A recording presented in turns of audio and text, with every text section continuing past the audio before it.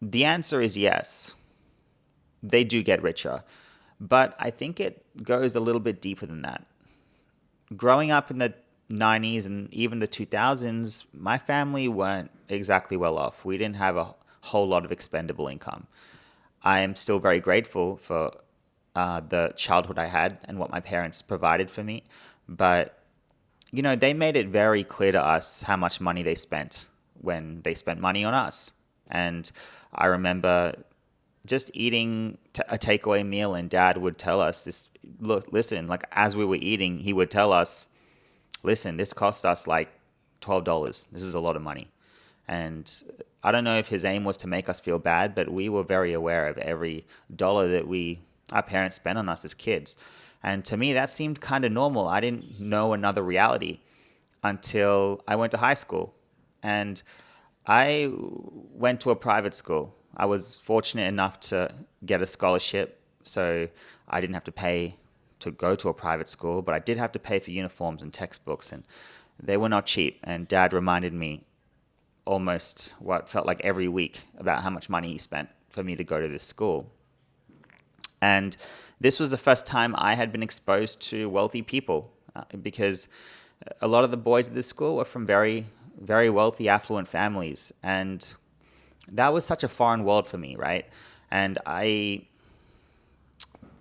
learned a lot. And I would say it was actually a huge shock to see how these people lived. I remember my first soccer game, and it was a Saturday morning, and dad worked 7 days a week. So the only way I could get to my game was through a friend from school. So I got dropped off at his house, and it was a big house. It was chaos. He was still eating cereal. We had 5 minutes before we had to leave, and his mum was telling him to sort of get his jersey on and get his boots on. And 10 minutes later, Jared's telling his mum he can't find one of his boots. He only had one boot. And his mum said, okay, it's fine. We're going to stop by the shops and we'll get you some new boots. So we get in the car and we're driving. It was a really nice car. I've never been in a Mercedes before, so that was my first experience in a luxury car. And we got to the shop where they sold football boots. And Jared's mum stepped out. We followed her in, and she asked Jared which boots he wanted. And he didn't even look at the price tag. He just picked the boots that David Beckham wore. And this was in 2004, and they were $290, which is crazy. $290 today is crazy, but $290 back then was absurd. And she just bought it. And my boots cost like $50. And dad would not let me forget it. He purchased these boots, and he was like, you better score. You better play well, because I spent $50 on these boots. But, Jared's mum just paid for it, and, they got back in the car, and not a word was said about that transaction. And it was just like a normal day for them.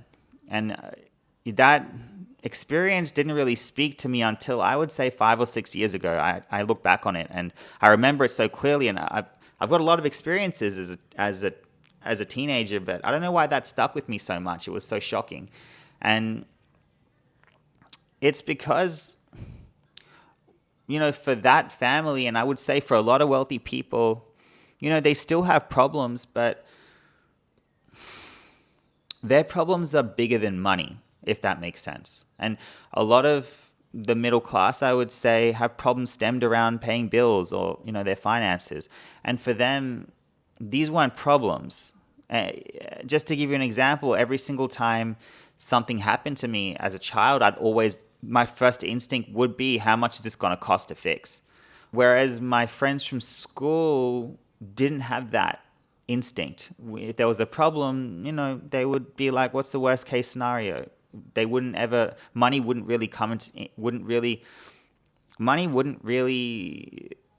into the equation. And here's the thing, none of these guys really studied. I studied really hard through school, and I got really good grades, and I got a great degree coming out of university.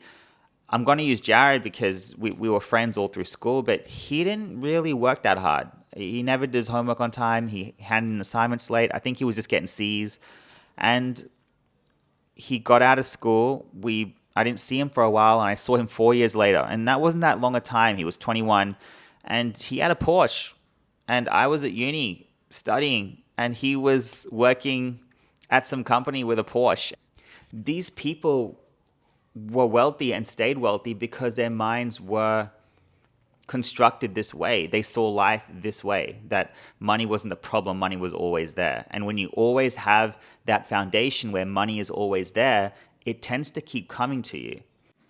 I would honestly say it's a state of entitlement that's ingrained in them. They feel almost entitled to have this abundance. And when I realized this, my life changed significantly. I remember going into interviews in my 20s being nervous, being desperate for that job because I needed the money to pay bills. And in the last 5 years, I've interviewed a few times to different clients, and I've never even wanted the position. I just go in or I get on the video call for an interview because it's sort of just there, and it'd be silly not to. And I've always gotten the job. It's like they can smell the abundance on you, and on the opposite end of the scale, if you go in desperate, they can smell the desperation on you as well.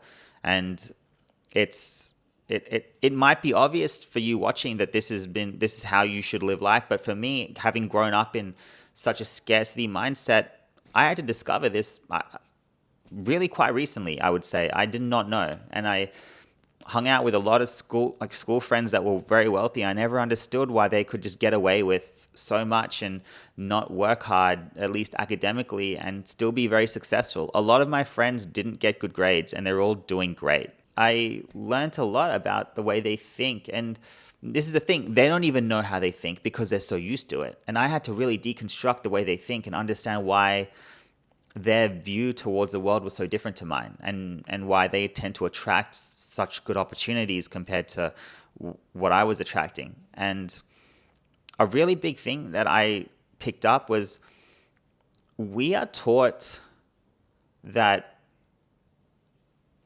money and finance in general is a zero-sum game. And what I mean by that is we are taught that for us to make money, someone has to lose money. And that's not true at all. I would say, let's take this back to maybe 500 years ago, before there was, money. I'm sure there was money back then, but there wasn't, money like it is now.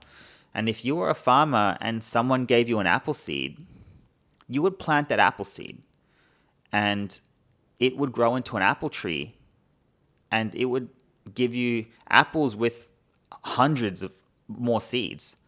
And by the way, if you cut the cross section of an apple, it's a mandala, just like my meditation videos. So this is the language of the universe. If you plant that seed, you're going to get 100 more seeds. And if you plant those 100 seeds, you're going to get 1,000 seeds. And if you plant those 1,000 seeds, you're going to get millions of seeds. Now, this is all from a single seed.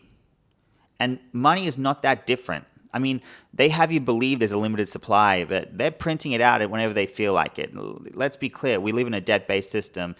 Money is not real. It's really just energy. And abundance is, if you're in that mind state, when you make money, you won't feel like you're taking it from someone. You feel like you're just multiplying something that already exists within you. This law of infinity, that I call it, is everywhere. It's not just with money. People can thrive in the same environment, in the same industry, without taking anything from each other. And that's the same with material wealth.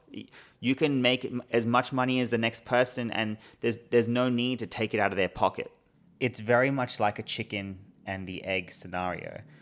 We don't know what comes first, but for those that have the fire, that have grown with that fire of abundance, it's easy to keep that fire going. But when you don't have that awareness, and you need that spark, that's probably the hardest part, is just getting that initial spark.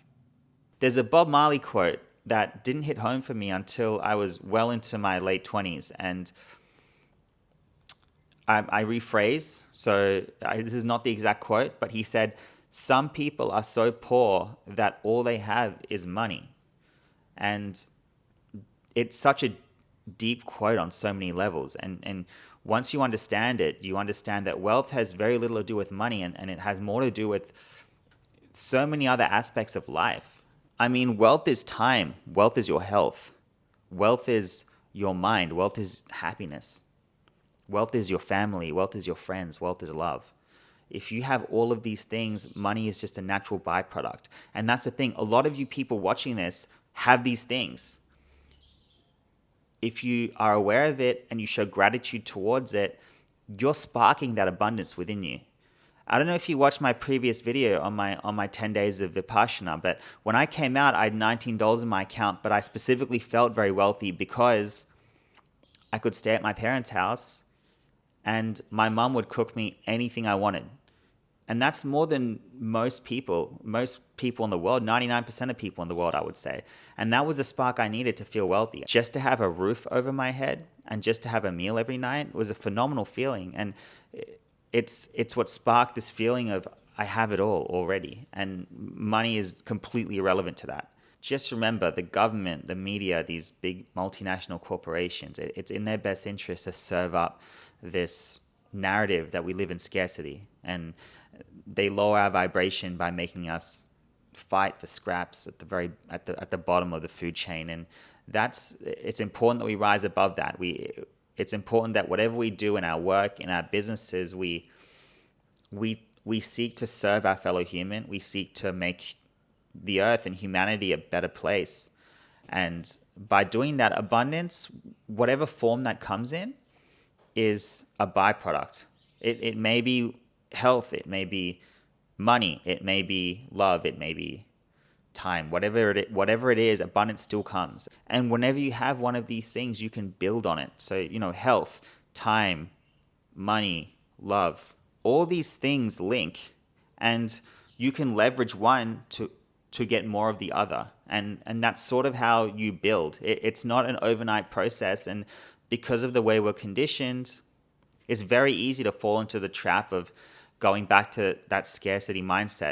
But even for me, there are times when I have to catch myself thinking a thought that, I might have been served in childhood, but I know not to be true. And just because of my conditioning and my constructs, I have to catch myself before I believe something I think that doesn't serve me. Like I said before, this might be really obvious to you, but it wasn't obvious to me. And it was something that it took quite a lot of work for me to remove a lot of my constructs and social conditioning that I had been programmed with as a child. And it has definitely changed the way I view life and changed what I attract. And I am so sure it will do the same for you.